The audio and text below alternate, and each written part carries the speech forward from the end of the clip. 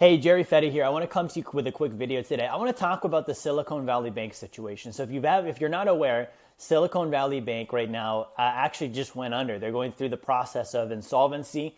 There was a bank run that occurred. This is the second largest bank failure in United States history. And I want to talk about what happened. I want to talk about what you need to know. And then most importantly, I want to talk about what you can do about it. I don't want to just give you bad news and scare you. I want to say, here's what happens. Here's what we can do as a solution. First thing I want to point out is what actually happened, right? So Silicon Valley Bank, just like any other bank, you've got to realize that these things we talk about with banking, it's not just some theory. This actually happens. When depositors put money into a bank, the bank does not keep those deposits. They do what's called fractional reserve banking. So they take the deposits that they got from you and me that put the money in the bank, and they invest those. Okay, they loan those out to other people. They get, they do, loans, they do mortgages, they do small business loans, they can do, foreign currency trading, they can do stock trading. And so the bottom line is our deposits aren't in the bank. Okay, they're being put at risk. They're invested right now. So Silicon Valley Bank did the same thing, right? Now, what happened was, their executives actually started selling, and it created some emergency, and people started seeing like the CEO is selling stock. The bank's not doing as well. We want to take our deposits out, right? This creates what's called a bank run. So if all of us in the United States today went to the bank and we all pulled out 100% of our money, the banking system would actually fail nationwide. Why? Because the deposits aren't there.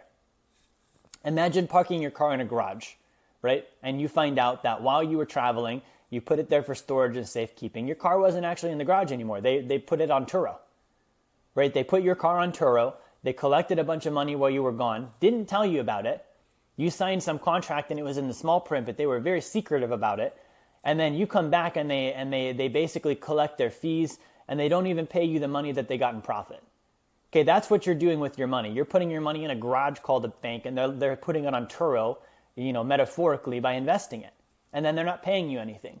And so if we all went to the banks and pulled the money out, that bank run would occur because all the banks are loaning that money out. They're investing it. All the cars are out of the garages. They're on Turo right now. If I went to the garage to get my car, it wouldn't be there, right? And so this creates a bank run. And so that means that the bank has one of two solutions here. They can do what's called a bail-in.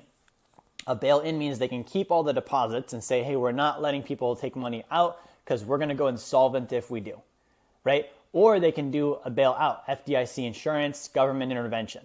Right now, the problem is the FDIC is basically bankrupt. They've only got enough money in to cover about 2% of the deposits that are needed. So if all of us pulled the money out, the FDIC insurance would say, great, we don't have the money for that. Now, here's the other problem with FDIC insurance. It's taxpayer funded, right? So if they needed more money, what would they do? They would just tax us harder so that what's going to happen? We then bail the banks out for their irresponsibility for losing our money. We're covering the insurance for our own money. Do you see that? Okay, so with Silicon Valley Bank, the bank run occurred. Now, here's the issue with that. Silicon Valley Bank does a lot of investing in small business, right? And so there's a lot of small companies that are connected to Silicon Valley Bank that we're going to start seeing as a ripple effect are going to go insolvent as well. Loans are going to get called, right? Investment money is going to be taken away. And the businesses that were using that loan and that investment capital, they're going to suffer as a result. This is very similar to 2008. If you had real estate and the bank called your loan, you on the back end of that, you went out of business, right? So you're going to have the same kind of situation happen with small businesses. Rather than being foreclosed on your house or having a short sell, you're going to have business owners that, they go further into debt. They've got to shut down businesses. They do fire sales on stock. They've got to raise more money from investors. And that's going to be the ripple effect. Okay. Now, I don't think that Silicon Valley Bank is the only one. I think they're the beginning of a chain of more banks that are going to go through the same problem. I think that this is the first drop in the bucket, right? Just like in '08, the mortgage crisis, we had the first couple institutions get in trouble, followed by a whole slew of other ones, right? Because the things that this bank is doing, Silicon Valley Bank, aren't unique to Silicon Valley Bank. Every bank does the same stuff. Every bank is at the same risk, right? So here's what I would be doing instead, right? If you're watching my content, you hear me talk all the time about the sacred account. Rather than saving money with a bank, I put my money in a sacred account, right? The sacred account is high early cash value, dividend paying whole life insurance. Okay, so when I put money into the account, there's two things that happen. There's protection and there's growth. On the protection side, Okay, I have a guarantee against loss. I have guaranteed growth. My money's protected from taxation, right? My money's protected from creditors. It's protected from lawsuits. My privacy is protected. The money that I have in the sacred account is fully allocated. What that means is they're not doing the thing the bank's doing. They're not loaning my money out to other people. It's actually there. Legally, it has to be. Okay, they're also insured against insolvency at a higher level than the banks are. Okay, I get a tax-free death benefit. I become a partner in the insurance company. So anything they do to me, they're going to do to themselves. Okay, why would Silicon Valley Bank do something like this? Because they know that they're immune from the negative effects. If they lose the money, it wasn't their money they lost. It was their depositors' money that they lost. The CEO is going to be fine, right? They'll lay off some staff. They'll close some branches. Okay, but the executives, they're going to walk away with their pockets full just like they do every time. With the sacred account and the life insurance companies, it's not set up that way.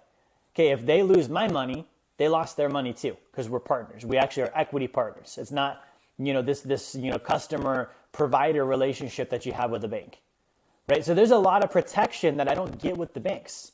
Okay, the other thing is growth, right? So in my sacred account, I'm going to earn about a 3 to 5% compounding annual growth rate on average for the rest of my life, right? Now, I talk about guaranteed growth and also guaranteed loss. Well, the track record of these companies is almost 200 years old.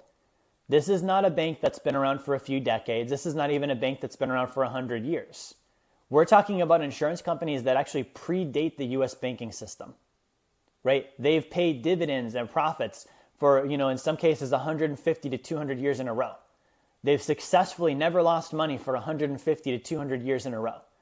Through the Civil War, the Great Depression, right? The 1950s recession, the 80s recession, the tech bubble, the mortgage crisis, the pandemic, all of these things, there's the track record to say, good, they're guaranteeing growth and guaranteeing against loss, and also there's almost a 200-year track record of doing that. Okay, so they're not going out of business. They haven't. They've gone through the worst economic times. Right? Silicon Valley Bank, like if you look around at the nation, like there's I think right now, an under kind of boiling recession and probably economic turmoil that's going to happen. But right now, things are pretty stable for most people. Right, on a day-to-day, we're not experiencing this terrible environment economically. It's there. It's been masked really well, right? And this is kind of the first chip in the windshield. So it's going to get worse is what I'm saying. And so if I want to avoid being the negative effect of something like this, imagine being one of those depositors. You go to your bank tomorrow and find out you can't pull your money out. It's not there anymore, right? And they say, hey, sorry, we're doing a bail-in, or sorry, this happened and we have to use the FDIC insurance and you're not covered, right? Or maybe you're partially covered. Like partially doesn't really help, okay? So imagine being in that position. There are Americans that actually are experiencing this right now with Silicon Valley Bank. Right? So how do we avoid being one of those people, one of those families, one of those investors, one of those entrepreneurs? We use our own bank. Okay, by becoming your own bank, you can be the cause rather than the effect point. The effect point means I deposit money in someone else's bank. I let them borrow against my deposits. I let them do the investing. I let them call the shots. Okay, being at cause means I deposit my money into my own bank. I'm in charge of borrowing against my deposits. I'm in charge of investing. I'm in charge of calling the shots, right? And here's the beautiful thing about that is that that's unlimited. I can do this with as many sacred accounts as I want to, right? So if I want to open up 10 of them, I can open up 10 of them. If I want to open up one of them, I can open up one of them, right? But it puts me in a position where I'm now in charge. I'm not going to be in the adverse effect of something like this, right? Now, here's the other thing I want to wrap up with. The banks are using this exact strategy. Right? So the number one buyer and owner of whole life insurance in the United States are the largest banks in the country. Okay, PIMCO, Bank of America, JP Morgan Chase, Wells Fargo. You Google bank-owned life insurance, you're going to see just how deep this goes. They don't have just some money in it, guys. They have about 20% of their reserves on average, collectively over $200 billion in these life insurance policies. And it's not just the banks, right? It's other people too. If you look at some of the wealthiest people in the world, the Rockefellers use this exact strategy. Teddy Roosevelt used this. Ray Kroc opened up McDonald's using a life insurance policy just like this.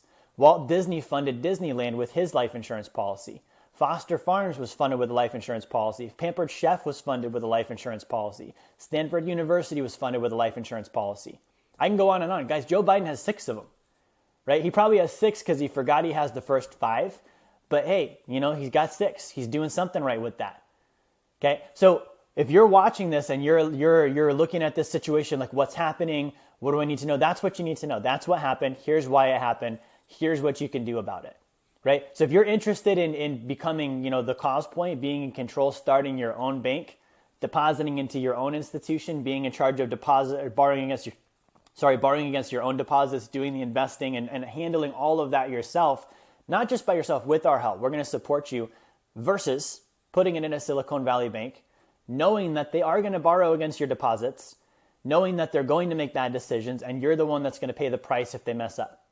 Okay, your pick between the two. If you want to pick the first one of being your own bank, I want you to go to sacredaccount.com. You can click the link below to start learning more about that process and getting started with our team.